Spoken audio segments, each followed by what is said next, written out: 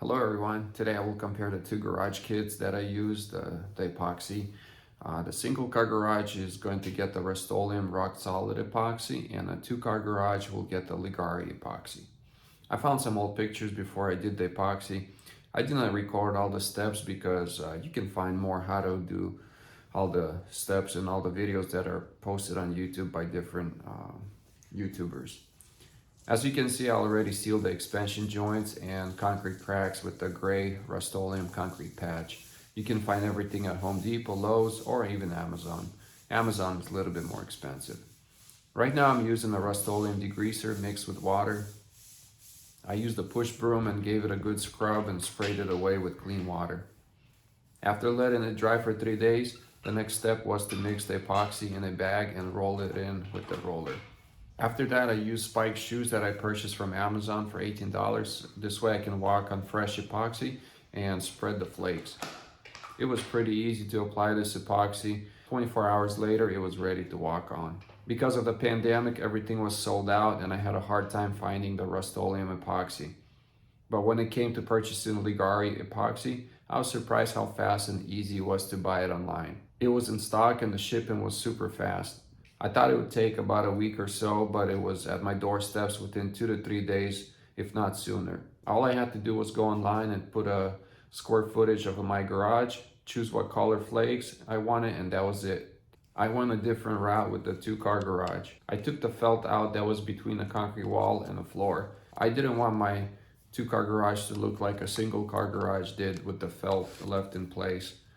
I wanted to have a nice smooth transition from the wall down to the floor. After removing the felt, I siliconed it with the rubber self-leveling silicone. I borrowed a disc grinder from a family friend and that alone saved me $200 or more. I did reward him with the gas money. Never leave people that helped you empty-handed. Every day that I got off from work, it took me 3 evenings to grind the garage floor.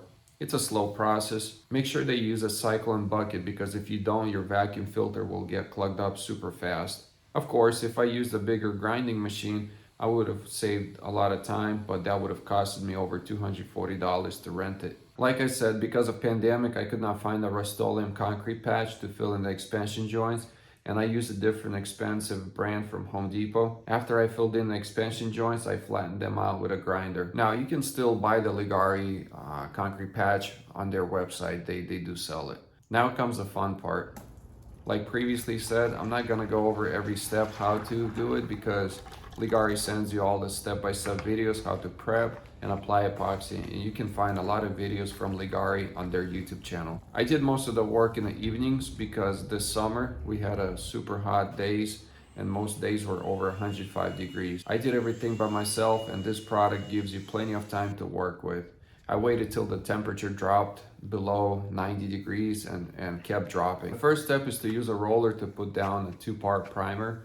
It comes out as a dark gray color, and when it's ready, it turns black and becomes sticky or tacky like duct tape. Most videos on YouTube show you that everybody's using 18-inch or bigger roller, but I used the regular size roller and it worked just fine for me. Once the primer was sticky and ready for the next step, I used a squeegee and a roller to spread out the clear epoxy over the primer.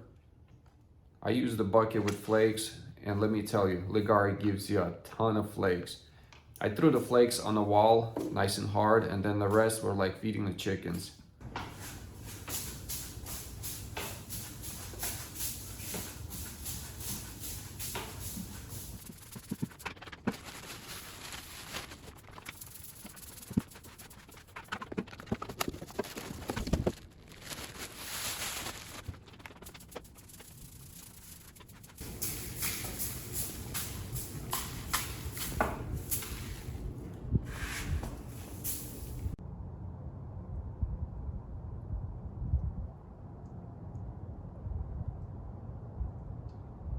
I let it dry overnight, and the next day I scraped it twice, swept it, blew it with the blower, and vacuumed it.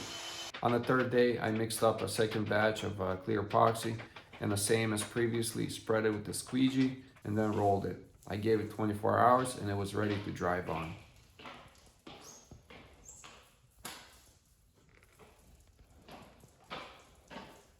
Now let's talk about the pros and cons of each epoxy. The cost of the Rust-Oleum epoxy with the degreaser and the gloves and the paint brushes, rollers, everything, it cost me around $300. When you compare Rust-Oleum epoxy with the Leggari, it's a very thin product. It's super thin. Compared to Leggari, you have a primer, first coat of epoxy, then you have the flakes, and then you have the second coat of epoxy. Leggari is much thicker than Rust-Oleum. If you don't count the preparation days for the Rust-Oleum epoxy, it's a one-day deal. A couple hours, you roll it, put the flakes on, and you're done. When it comes to Leggari, it's a minimum of a 2-day process. For me, it was a little bit longer because I was working. The preparation took me 3 days to grind. Then I had to wipe it down, let it dry. And then the first day, like I said, it was a primer. And then a first layer of clear epoxy, flakes. The next day, I scraped everything, blew everything, swept it, and vacuumed it. And the third day, I put the second coat of the clear epoxy, and that was it. Now, don't worry about running out of flakes or epoxy or the primer, because Leggari sends you way more than you need. If I knew how much I had leftovers and if I proportionally mixed the epoxy, I would have had enough left to do the single car garage that I'm in right now. Because after scraping the floor, I ended up with a full box of the flakes. Leggari epoxy cost me $1,428, tax included. Self-leveling silicone and high-strength concrete crack repair tubes cost me $518. Squeegee was $20. Brushes, rollers, gloves, drill, mixer, $35. Spike shoes, $18. And like I mentioned before, the grinder, it was gifted to me by the family members, so it was free, but I still gave them gas money. What is my conclusion? If you have the money and time to do the higher end epoxy, then go with Leggari. If you don't, then go with Rust-Oleum. It's up to you, up to your budget. But as a warning, I've been following a Titan Garage Floors on Instagram. They're from South or North Carolina, I forgot which one. But I noticed a trend in their Instagram pages. They do a lot of repairs that were done by Rust-Oleum epoxy. So if I knew way back, and I've seen their channel or Instagram page, how many repairs they already did, then I would have never went with the Rust-Oleum epoxy. But like I said, that's my opinion. So far, it's working for me. I'm in this garage and it's holding up pretty well. Now, I haven't been driving on it, so that might be a little bit different if I did, because I talked to a couple of people that I work with, and they did this Rust-Oleum epoxy, and because of summer California heat, the tires are hot. So when they pull in, they let the car sit on it. It becomes sticky, gets stuck to their tires. When they pull out, they peel off the epoxy. So I don't know how true it is. I didn't see it, but that's what I've been told. So make a wise choice, choose properly what you want your garages to look and how well you want them done. As a disclaimer, I am not sponsored by any of these floor epoxies. Thank you for watching. As you can see right now, I'm sitting in my shop. So the next video is going to be all about it, how I made this shop look. All right, thank you. Bye-bye.